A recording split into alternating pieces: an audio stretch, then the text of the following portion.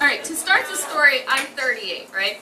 So a few years back, I finally figured out how to date. Like the actual act of like going out with someone, not having sex with them, going out on a few more dates, then maybe having sex with them. So I finally got this, right?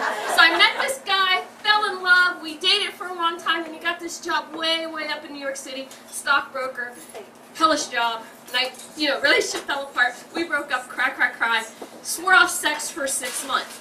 Girls, nothing gets you presents like celibacy. You tell a new guy that's celibate 6 months, I got ruby earrings, a trip to Las Vegas. I'm telling you, it was a great 6 months. I started dating this lawyer. He was getting a divorce. It was wonderful. It was fantasy dating. Anything I ever wanted to do in New York City, in Philadelphia. Then I go out one night. I'm a teacher. I'm poor. Yeah! And I was going to an event down at Kavanaugh's River Deck. One of my friends was a manager there. Every year they have a grand opening, and it's free everything, top shelf everything. You just have to be on the list. So one of my girlfriends that went to Temple said, I have a group of friends, they want to be on the list. Sure, no problem, it's not my party, I don't care. So the night of the party, she goes, do you want to meet the people you invited? Not a problem. She introduces me to this party of fresh 21-year-olds. Fresh 21-year-olds. Now, I don't know about you, but being a professional cougar, I was like, it's a buffet.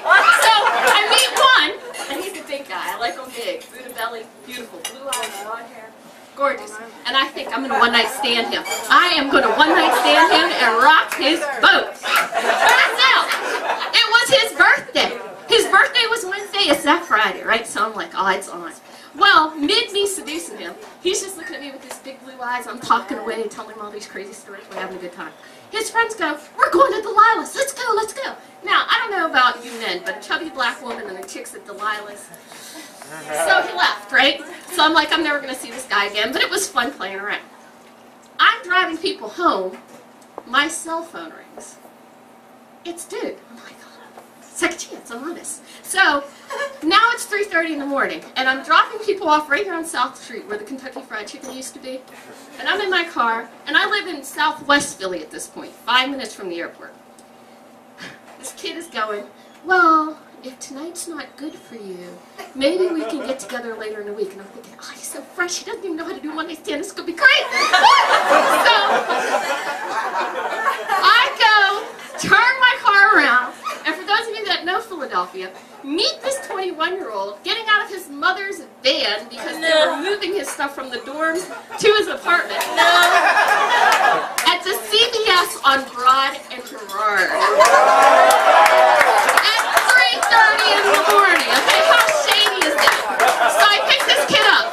I take him to my house in southwest Philly. I have a huge entertainment center. As he's walking by, of all the DVDs I own, he picks out Big Black Beauty's number 12. And I'm like, okay, yeah, I like to watch porn. What do you want from me? So, we